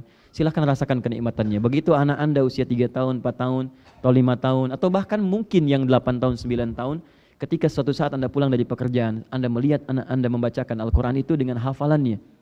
Amma yatasaalun 'anil nabail azim. Anda akan terpaku sejenak dan merasakan kebahagiaan luar biasa. Begitu selesai dia katakan dengan doa-doa yang Anda pahami. Ya Allah, jadikan Quran ini sebagai rahmat bagi saya, sebagai rahmat bagi orang tua saya. Ya Allah, berikan saya kesempatan mendapatkan mahkota. Saya ingin pakaikan di kepala ayah saya, di kepala ibu saya. Ya Allah, jadikan ya Allah di rumah kami ada cahaya Al-Quran. Ya Allah, wafatkan kami ya Allah dekat dengan Al-Quran. Itu begitu dia bacakan, ada sesuatu yang mengalir di pipi Anda dan Anda akan sulit menghapusnya. Dan tidak bisa dinilai dengan apapun. Nah, rumah Allah itu beda aturannya, lain. Rumah Allah masuk lain. Rumah Anda silahkan masuk, ucapkan Assalamualaikum. Rumah Allah tidak. Begitu masuk kaki kanan, doanya ada doanya. Begitu keluar kaki kiri, ada doanya. Saat Anda akan masuk tidak bisa langsung duduk, Anda sholat dulu 2 rakaat. Ada aturannya. Ada yang dibicarakan, ada yang nggak boleh dibincangkan. Kalau Anda ingin masalah bisnis jangan bahas di dalam, Anda keluar. Anda transaksi keluar. Kadang-kadang lupa pesan pulsa di luar, bayar di masjid, gak boleh. Gak boleh. Lupa kemarin saya belum bayar, ini gak boleh, Anda keluar dari masjid dulu. Gak boleh, karena masjid bukan urusan dunia, masjid urusan akhirat.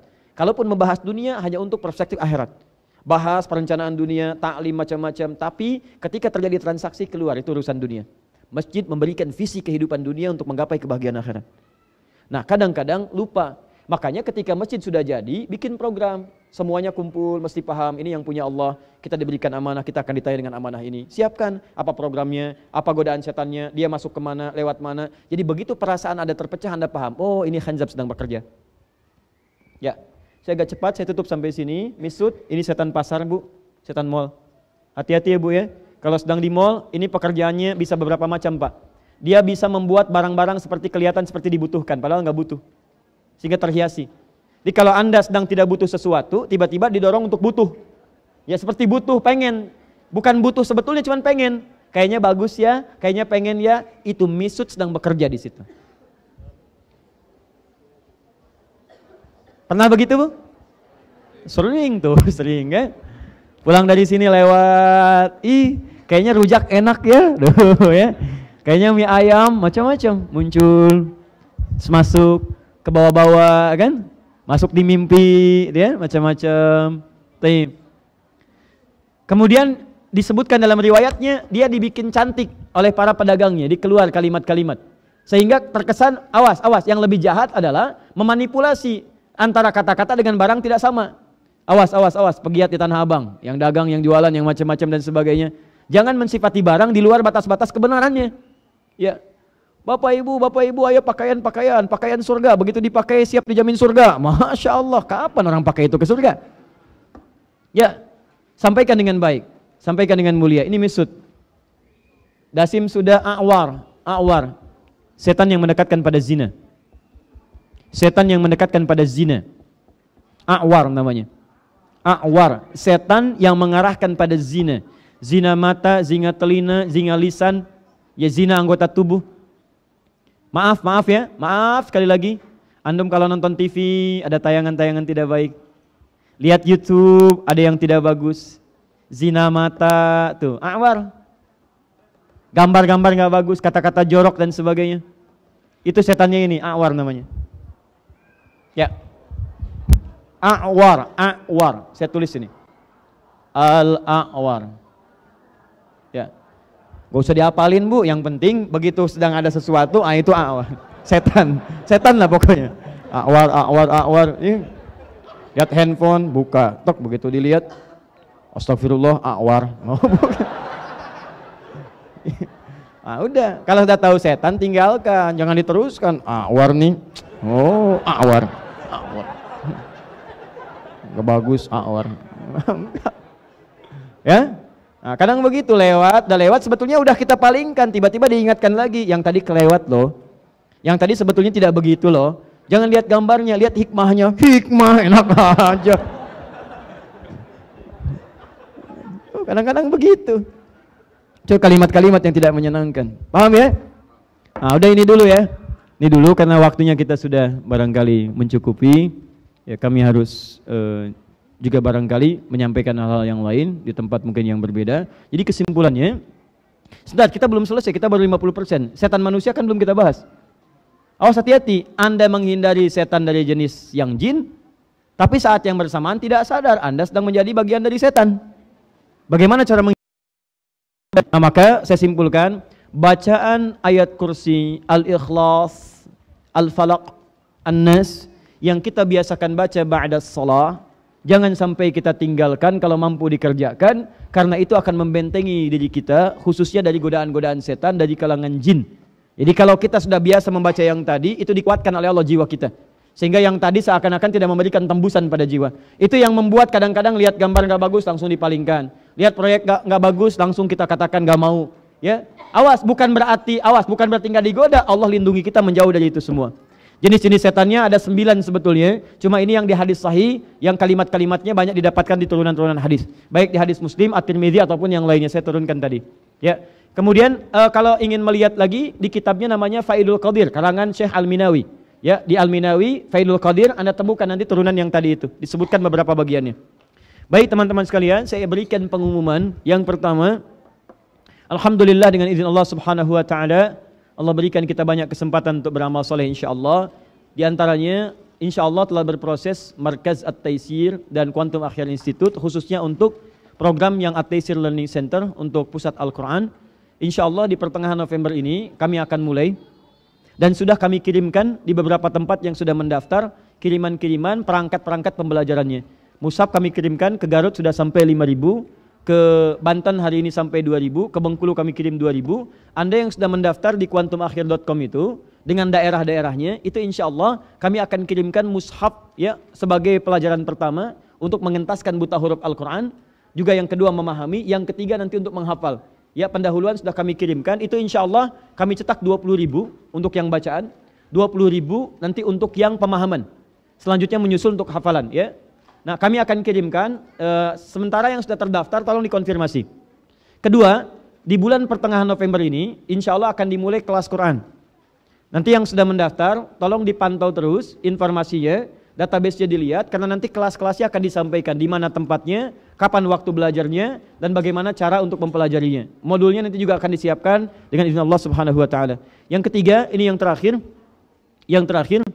teman-teman sekalian, insya Allah kami akan membuka dalam waktu dekat ini Ya, bagi Anda yang punya putra atau putri yang barangkali ingin punya kesempatan kuliah untuk keluar, kami akan buka. Alhamdulillah kemarin ada kunjungan dari Sudan memberikan kuota khusus kepada kami 25 orang.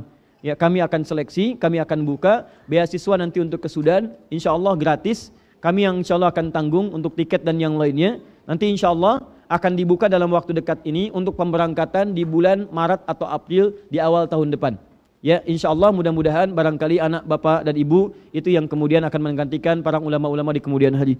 Saya kira itu yang kami sampaikan. Terima kasih atas perhatiannya. Mohon izin, mohon berkenan memberikan akses untuk kami keluar dengan lebih mudah karena ada beberapa tempat yang mesti kami jangkau. Subhanakallahumma wa bihamdika asyhadu an la ilaha illa anta astaghfiruka wa atubu ilaik. Wa akhiru da'wana alhamdulillahi rabbil alamin. Wal 'afu minkum. Assalamualaikum warahmatullahi wabarakatuh.